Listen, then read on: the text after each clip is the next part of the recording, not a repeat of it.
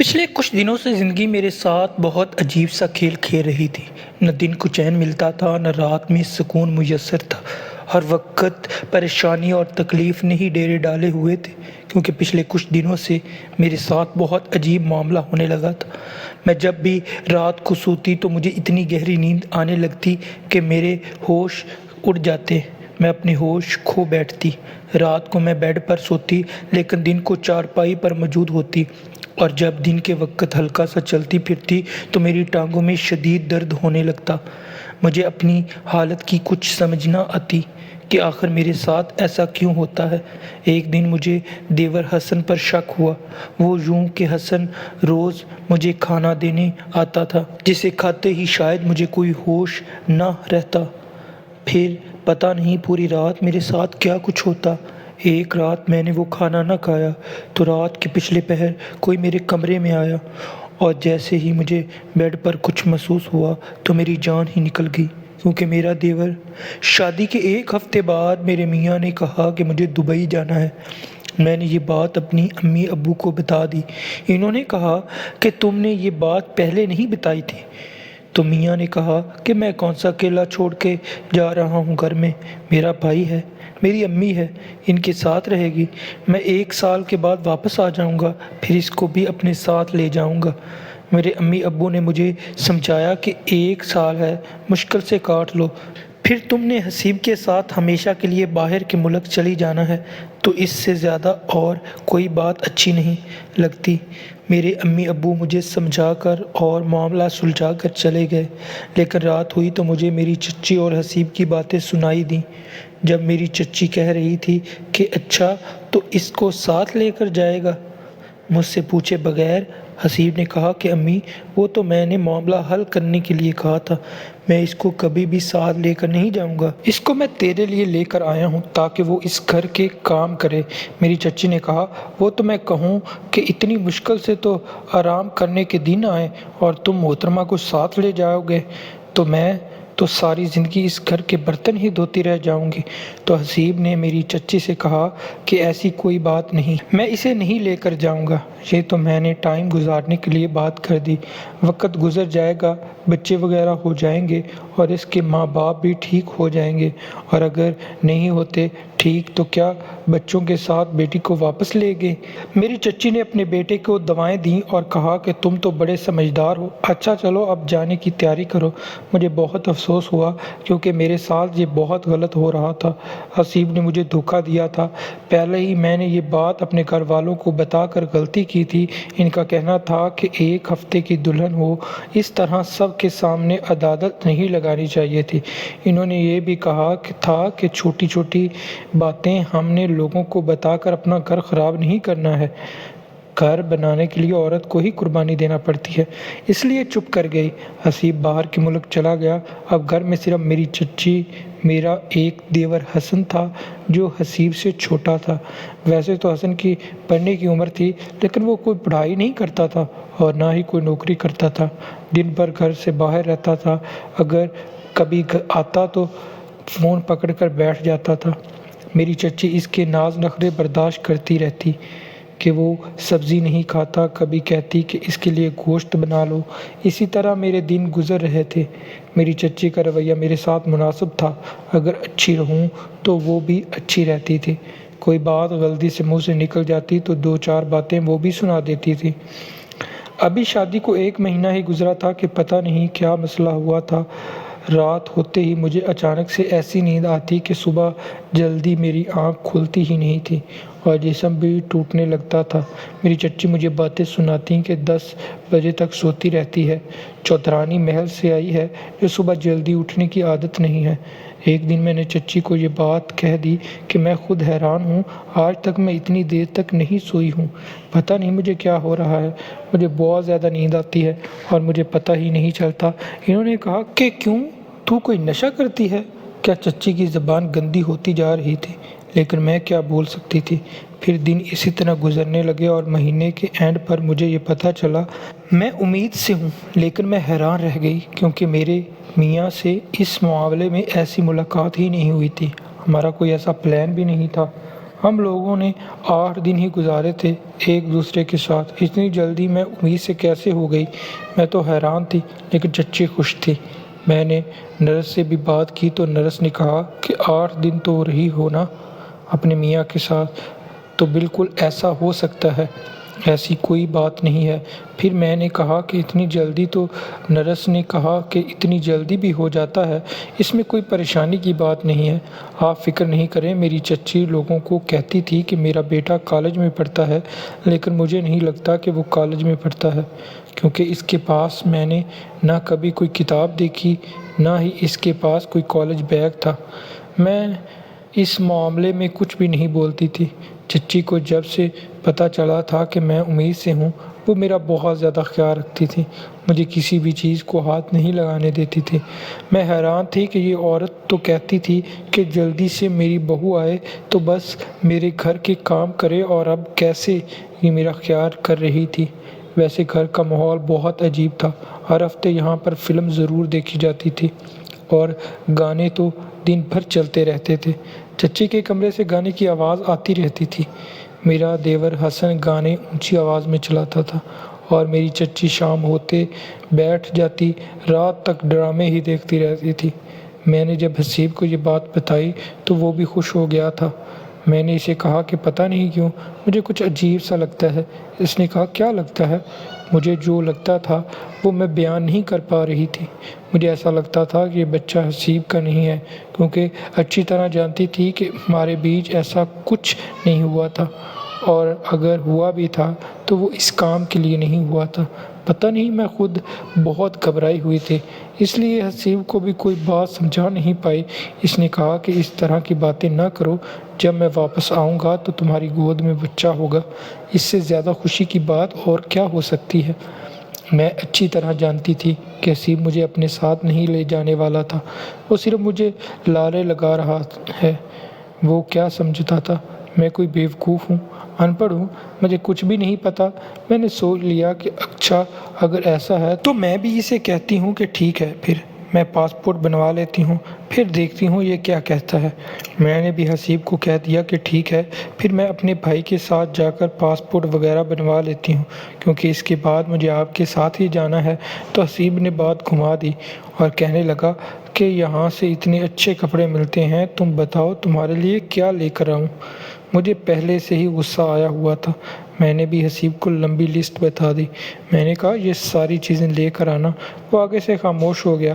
میں نے چچی کو بتایا کہ مجھے بہت زیادہ نیند آتی ہے، پتہ نہیں مجھے کیا ہو گیا ہے۔ تو کہنے لگی کہ جب اس طرح سے انسان حمل میں ہوتا ہے تو اس کو بہت زیادہ نیند آتی ہے۔ میں نے کہا کہ لیکن نیند اور بے ہوشی میں فرق ہوتا ہے، مجھے تو ایسا لگتا ہے جیسے میں بے ہوش ہو جاتی ہوں۔ چچی نے کہا کہ ایسی ہی نیند آتی ہے، تمہارا بچہ پہلا ہے، اسی لیے تمہیں ایسا لگ رہا ہے، 2-4 بچوں کے بعد تمہیں بھی تجربہ ہو جائے گا۔ میرا دیور حسن مجھ سے بہت دور رہتا تھا، مطلب دیور بھابھی والا بھی ہمارا کوئی رشتہ نہیں تھا۔ وہ مجھے دور سے دیکھتا تو سلام بھی نہیں کرتا تھا، اور میری بنائی کسی چیز کی تعریف بھی نہیں کرتا تھا۔ ایک دن گھر میں کوئی نہیں تھا، اچانک سے میری طبیعت خراب ہو گئی، کیونکہ میرا 6واں مہینہ شروع ہو چکا تھا۔ میں نے اسے کہا کہ مجھے نرس کے پاس لے جاؤ، تو کہنے لگا میں کیسے آپ کو لے جاؤں، یہاں سے تو رکشہ بھی نہیں ملتا۔ میں نے کہا کہ رکشے کی کیا ضرورت ہے، موٹر بائک پر لے جاؤ، مجھے بہت زیادہ درد ہو رہا ہے۔ تو کہنے لگا کہ نہیں، آپ کے ساتھ موٹر بائک پر نہیں بیٹھ سکتا۔ کیوں نہیں بیٹھ سکتے؟ تو کہنے لگا کہ اچھا نہیں لگتا۔ میں نے کہا تمہیں اچھا لگنے یا نہ لگنے کی پڑی ہے، اور ادھر میرے بچے کو کچھ ہو گیا تو کیا ہوگا؟ میرا درد بڑھنے لگا اور میں نے غصہ کیا کہ کس قسم کے انسان ہو تمہیں میرے درد کی کوئی تکلیف نہیں ہے؟ بھابھی دیور کے ساتھ موٹر بائک پر نہیں بیٹھ سکتی کیا؟ وہ خاموش ہو گیا۔ اتنے میں چچی آ گئی، جو کہیں گئی ہوئی تھی۔ وہ رکشے میں واپس آئی تو اس نے جا کر رکشے والے کو روک لیا، پھر اس رکشے میں میری چاچی مجھے ہسپتال لے کر گئی۔ بعد میں میری چچی نے بھی میرے دیور کو باتیں سنائیں کہ شرم آنی چاہیے تمہیں، اتنی بھی تمہارے اندر کون سی غیرت آئی ہوئی تھی تو کہتا مجھے شرم آتی ہے۔ بعد میں چچی نے مجھے کہا کہ میرا یہ بیٹا بہت شرمیلا ہے۔ میں نے کہا اس کے شرمیلے پن کی وجہ سے میں نے آج مر جانا تھا۔ ایک دن میں نے دیکھا کہ میری چچی اور حسن آپس میں بیٹھے کچھ باتیں کر رہے تھے۔ ان کی باتیں ہی عجیب تھیں، جو کچھ مجھے سمجھ آئیں، کچھ سمجھ نہیں آئیں۔ میری چچی نے کہا کہ میرے بڑے بیٹے سے زیادہ بیوقوف کوئی نہیں ہے۔ یعنی وہ حسیب کی بات کر رہی تھی کہ کتنا بڑا بیوقوف ہے وہ، جس کو یہ بھی نہیں پتا کہ شادی کا مطلب کیا ہوتا ہے۔ آج فون کر کے کہہ رہا تھا کہ میرے آنے تک تو میرا بیٹا یا بیٹی اس دنیا میں آ چکے ہوں گے، میں کچھ پیسے بھیج دیتا ہوں، شاپنگ کر لے بچے کے لیے، ہر چیز لینی ہے۔ اور مجھے ہنسی آ رہی تھی۔ خاندان والوں کو پتہ چل گیا تو کیا ہوگا؟ حسن نے کہا کہ خاندان والوں کی آپ کو کب سے فکر ہونے لگی؟ اس خاندان نے تو آپ کو بھی بڑا ذلیل کیا ہے، آپ اس کے بارے میں کیا سوچ رہی ہیں؟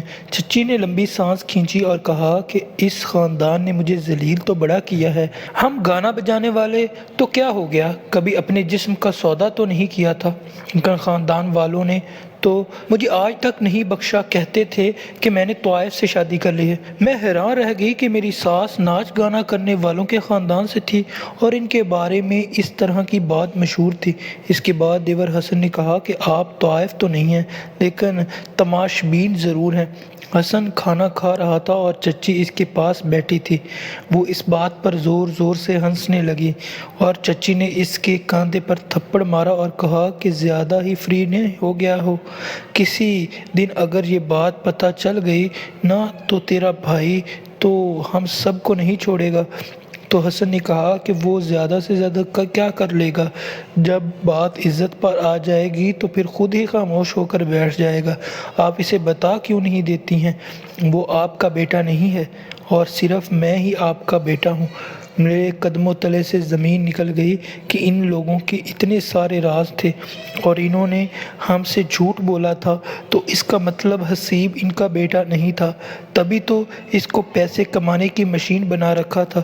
ورنہ کون یہ چاہتا ہے کہ اس کے بیٹے کی نئی شادی ہو تو وہ ایک ہفتے بعد ہی کمانے کے لیے چلا جائے؟ میری چاچی اس کو روک نہیں سکتی تھی، یہ بھی تو کہہ سکتی تھی کہ 1 مہینے بعد چلے جانا۔ اب مجھے ساری گیم کی سمجھ آ رہی تھی، لیکن میں اس بات پر حیران تھی کہ حسیب کو یہ بات پتہ نہیں تھی اور وہ کیسے میری چچی کے آگے پیچھے پھرتا تھا۔ مجھے باہر لے جانے والی بات پر بھی اس نے میری چچی کا ساتھ دیا اور میرے گھر والوں سے جھوٹ بولا۔ میں نے سوچ لیا کہ حسیب واپس آئے گا تو میں اس کو یہ سب کچھ بتا دوں گی تاکہ اس کی آنکھیں کھل جائیں۔ مجھے اپنے میاں کے لیے افسوس تو بڑا ہوا، کیونکہ جب اسے یہ پتہ چلے گا تو اسے بہت زیادہ دکھ ہوگا، لیکن دراصل میرے ہاتھ میں ایک پتہ آ گیا تھا۔ یہ بہانہ کر کے میں اپنے شوہر کو کہہ سکتی تھی کہ یہ تو تمہارے اپنے ہی نہیں ہیں، پھر بھی تم ان کے لیے مرے جا رہے ہو، تو مجھے بھی اپنے ساتھ باہر لے جاؤ۔ اور میرا میاں میری بات ضرور مانتا کہ میں اس کی بیوی تھی اور اب اس کے بچے کی ماں بننے والی تھی، تبھی تو میرا دیور حسن بھی مجھ سے دور بھاگتا تھا۔ اس کا مطلب کہ وہ میرا اصل دیور نہیں تھا اور میرے لیے پوری طرح غیر تھا۔ مجھ سے تو انتظار نہیں ہو رہا تھا کہ کب حسیب واپس آئے گا۔ کبھی سوچتی تھی کہ فون پر ہی اسے سب کچھ بتا دوں، لیکن فون پر بتانے سے بات خراب ہو سکتی تھی، لیکن فی الحال میرے پاس اور کوئی چارہ نہیں تھا، میں بس انتظار ہی کر سکتی تھی۔ نرس کو بھی بتایا کہ مجھے رات کو بہت زیادہ نیند آتی ہے، ایسی نیند کہ جیسے میں بے ہوش ہو رہی ہوں۔ تو نرس نے کہا کہ حمل میں نیند آنا ایک عام سی بات ہوتی ہے، لیکن اتنی نیند بھی نہیں آتی۔ اگر آپ کے پہلے نیند کچی تھی تو پھر ابھی بھی آپ کی نیند میں زیادہ فرق نہیں پڑا ہوگا۔ میں نے کہا کہ مجھے تو نیند آتی ہی نہیں تھی، میں تو صبح نہار منہ ہی جاگ جاتی تھی اور پورا دن کام کر کے رات کو سوتی تھی، مجھے زیادہ سونے کی عادت ہی نہیں ہے۔ نرس نے کہا پھر ضرور آپ کے ساتھ کچھ عجیب ہو رہا ہے، یا تو آپ خود ایسی چیز کھا رہی ہیں جس سے آپ کو بہت زیادہ نیند آ رہی ہے، اور یا پھر آپ کو نیند کی دوائی دی جا رہی ہے۔ میں نے نرس کو اپنی دوائیاں چیک کرائیں، کیونکہ اس سے پہلے میں کسی اور کلینک بھی گئی تھی، تو اس نے کہا کہ ان دوائیوں میں تو نیند کی کوئی دوائی نہیں ہے۔ گھر میں ایسا کیا کھاتی ہیں آپ؟ اپنے گھر کی روٹین کے بارے میں پتہ لگائیں۔ میں نرس کی بات سن کر پریشان ہو گئی۔ نرس نے یہ بھی کہا تھا کہ اگر میں اسی طرح نیند کی دوائی پر رہی یا کوئی مجھے کھلاتا رہا، یہ جو بھی میرے ساتھ ہو رہا ہے اگر وہی میرے ساتھ ہوتا رہا تو پھر میرے بچے کی جان کو بھی خطرہ ہو سکتا ہے۔ میں نے اپنی روٹین پر غور کیا اور جب سے میں حمل میں ہوئی تھی کھانا میری چچی بناتی تھی۔ کبھی کبھی مجھے کہہ دیتی تھی کہ ایک جگہ پر بیٹھ کر سبزی بنا دو۔ کھانا وہ خود ہی بنایا کرتی تھی اور دن کا کھانا تو کبھی کبھی میں بھی بنا لیتی تھی، لیکن رات کا کھانا میری چچی ہی بناتی تھی۔ رات کا کھانا کھانے کے بعد ہی مجھے ہوش نہیں رہتا تھا۔ ایک دن میں نے سوچ لیا کہ میں کھانا نہیں کھاؤں گی اور میں نے رات کا کھانا نہیں کھایا، لیکن کمرے کو اندر سے لاک کر کے سو گئی۔ جیسے ہی آدھی رات ہوئی تو میں حیران رہ گئی کہ مجھے نیند نہیں آ رہی تھی، لیکن مجھے اپنے کمرے کے باہر کسی ہلچل کی آواز آئی، جیسے باہر کوئی کھڑا ہے، اور پھر مجھے کمرے کے دروازے کے نیچے سے بھی کسی کے قدم نظر آئے، لیکن میرے کمرے کے باہر کسی کا کیا کام تھا؟ میں نے جیسے ہی دروازہ کھولا سامنے کوئی بھی نہیں تھا۔ میں چچی کے کمرے کی طرف گئی تو وہ گہری نیند میں سو رہی تھی۔ میں دروازہ بند کر کے سو گئی۔ ویسے میں دروازہ بند کر کے نہیں سویا کرتی تھی۔ میری چچی کہتی تھی کہ دروازہ بند نہیں کرنا، تمہاری طبیعت خراب ہے کہ اچانک تمہیں کچھ ہو جائے تو پھر ہم پہلے دروازہ توڑیں گے یا تمہیں باہر نکالیں گے، لیکن آج میں نے جان بوجھ کر دروازہ بند کر دیا تھا۔ صبح یہ بات جانے کیسے میری چچی کو پتہ چل گئی اور انہوں نے کہا کہ میں آئی تھی، لیکن جب میں نے دیکھا تو چچی سو رہی تھی۔ انہوں نے کہا کہ آئندہ دروازے کو بالکل بھی بند نہیں کرنا۔ اتنا تو میں سمجھ گئی تھی کہ کھانے میں ہی کوئی چیز ملائی جا رہی تھی، کہ جس دن کھانا نہیں کھایا اس دن بالکل بھی نیند نہیں آئی۔ میں نے اگلے دن بھی کھانا نہیں کھایا، لیکن چچی کے سامنے ظاہر کیا کہ میں نے کھانا کھا لیا اور دروازے کو لاک بھی نہیں لگایا۔ آج میں سونے کی ایکٹنگ کرنے لگی۔ میری چچی رات کو میرے کمرے میں کیوں آتی تھی؟ آج مجھے چیک کرنا ہی تھا کہ اصل حقیقت کیا تھی۔ جب رات کے 12 بجے کا ٹائم ہوا تو اس کے 10 منٹ بعد کمرے میں کوئی داخل ہوا۔ کمرے کی لائٹ آف تھی۔ اس نے کمرے کا دروازہ بند کر دیا اور آہستہ سے کنڈی لگا دی۔ میں حیران رہ گئی کہ میری چچی کیا کر رہی ہے، کیونکہ ابھی میں نے دیکھا ہی نہیں تھا کہ وہ کون تھا۔ میں تو اپنی طرف سے آنکھیں بند کر کے سو رہی تھی، صرف محسوس کر رہی تھی۔ تھوڑی دیر کے بعد کوئی بیڈ کی دوسری طرف سے آیا اور آ کر میرے پہلو میں لیٹ گیا، اور اس کے بعد اس نے میرے کندھے پر ہاتھ رکھا۔ جب میں نے ہاتھ محسوس کیا تو میں سمجھ گئی کہ یہ میری چچی نہیں تھی، یہ تو کسی مرد کا ہاتھ تھا۔ جب میں نے ایک جھٹکے سے آنکھ کھولی تو میں یہ دیکھ کر میرے قدموں تلے سے زمین نکل گئی کہ میرے ساتھ میرا دیور حسن لیٹا ہوا تھا۔ میں بری طرح سے چونکی، وہ بھی گھبرایا ہوا نظر آنے لگا۔ میں بستر سے فوراً اٹھ گئی۔ میں نے کہا، کیا کر رہے ہو تم یہاں پر؟ تمہارا ادھر کیا کام؟ میرے کمرے میں کیوں آئے ہو تم؟ میں نے چیخنا چلانا شروع کر دیا، اپنی چچی کو آوازیں دینا شروع کر دی۔ میں حیران رہ گئی کہ ایک طرف تو حسن یہ کہتا ہے کہ میں آپ کو موٹر بائیک پر نہیں بٹھا سکتا کیونکہ آپ میرے لیے غیر ہیں، اور دوسری طرف آدھی رات کو یہ میرے کمرے میں کیا کر رہا تھا؟ میرے تو قدموں سے زمین نکل گئی۔ آخر یہاں پر کیا کام تھا اس کا؟ کیوں آ کر میرے ساتھ بیڈ پر لیٹ گیا اور اس نے میرے کندھے پر ہاتھ کیوں رکھا؟ یہ اس طرح سے آیا تھا کہ جیسے یہ اس کا کمرہ ہے اور یہ روز یہاں پر آتا ہے، اور اسی کو کوئی ڈر کوئی خوف نہیں تھا۔ میری چچی بھی وہاں پر آ گئی اور میں نے کہا کہ دیکھیں آپ کا بیٹا کیا کر رہا ہے، اس کا کیا کام تھا میرے کمرے میں آنے کا؟ اس نے دروازہ کیوں لاک کیا؟ میرے منہ میں جو آ رہا تھا میں بول رہی تھی۔ میں نے کہا آپ بھی اس طرح کے خاندان سے ہیں اور آپ کے بیٹے کا بھی یہی کام نکلا۔ میں فوراً فون کی طرف بڑھی اور میں نے کہا کہ میں اپنے گھر والوں کو فون کروں گی، لیکن اچانک مجھے اپنے سر پر بہت زیادہ درد محسوس ہوا اور میں بے ہوش ہو گئی۔ کسی نے میرے سر پر وار کیا تھا، وہ میری چچی تھی۔ میری آنکھ کھلی تو میں اپنے کمرے میں تھی۔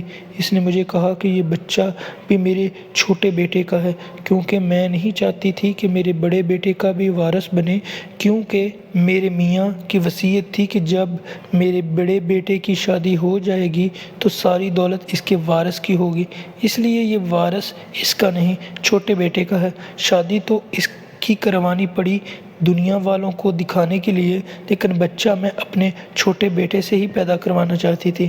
جو کچھ بھی ہوا ہے میری نگرانی میں ہوا ہے، میں نے خود کروایا، اور اب اگر تم نے زبان کھولی تو میں تمہیں جان سے مار دوں گی، اور یہ فکر بھی نہیں کروں گی کہ تمہارے پاس میرا پوتا ہے۔ پہلے میں نے غلطی کی تھی، سارا کچھ اچانک سے ہی بتا دیا تھا، غصے میں آ کر چلانے لگی تھی، لیکن اب میں نے ڈرنے کی ایکٹنگ کی اور کہا کہ ٹھیک ہے، کسی کو نہیں بتاؤں گی، بس میرے بچے کو کچھ نہ کرنا۔ چچی نے کہا اگر تم اپنا منہ بند رکھو گی، جو جیسا چل رہا ہے چلنے دو گی، تو ہم تم کو اور تمہارے بچے کو کچھ نہیں کہیں گے۔ لیکن میں جانتی تھی کہ یہ مجھ سے میرا بچہ لینے کے بعد مجھے بھی جان سے مار دیں گے۔ میرے دیور حسن نے اتنا گھٹیا کام کیا اور خود چچی نے کروایا تھا۔ میں سوچ بھی نہیں سکتی تھی کہ یہ اس طرح کے لوگ نکلیں گے۔ ظاہر ہے پھر جیسا انسان ہوتا ہے ویسی ہی حرکتیں کرتا ہے۔ میری چچی خود طائف نہ سہی، لیکن انہوں نے میری قیمت تو لگا ہی دی تھی۔ میں نے کسی طرح سے یہ وقت گزار دیا۔ کچھ عرصے بعد مجھے بیٹے کی خوشخبری ملی تو میرا شوہر واپس آ گیا۔ وہ بیٹے کو دیکھ کر بہت خوش تھا، لیکن میں اس سے کوئی بات کرنا نہیں چاہ رہی تھی۔ اور رات کو ہی جب ہم دونوں میاں بیوی ایک کمرے میں اکیلے تھے، میں نے اپنے میاں کو سب کچھ بتا دیا۔ اس نے کہا میں ان سے پوچھتا ہوں۔ میں نے کہا کسی سے پوچھنے کی ضرورت نہیں ہے، کسی بھی طرح بس مجھے یہاں سے لے کر نکل جاؤ۔ یہ لوگ بہت خطرناک ہیں، یہ کھانے میں کچھ چیز ملا کر پلا دیں گے، میری جان لے لیں گے اور تمہیں بھی پتہ نہیں چلے گا، ہمارے بچے کو ہم سے چھین لیں گے۔ میں نے اپنے میاں کے سامنے قسم کھائی، اپنی اولاد کی قسم کھائی تو اسے یقین ہو گیا۔ یہ سب کر کے مجھے کیا ملنا تھا؟ اس نے کہا پہلے بھی یہ لوگ طرح کی حرکتیں کرتے تھے جس سے مجھے شک پڑتا تھا، لیکن میں نے نظر انداز کر دیا تھا۔ پھر اس نے اپنے باپ کے ایک قریبی دوست کو کال کی جو ان کے بھائی جیسا تھا، اور اس کی مدد سے ہم وہاں سے نکل گئے۔ اب ہمارے 5 بچے ہیں اور ہم اچھی خاصی زندگی بسر کر رہے ہیں۔ آپ کو یہ کہانی کیسی لگی؟ اپنے کمنٹ باکس میں ضرور بتائیے گا۔ ملتے ہیں اگلی ویڈیو کے ساتھ۔ شکریہ۔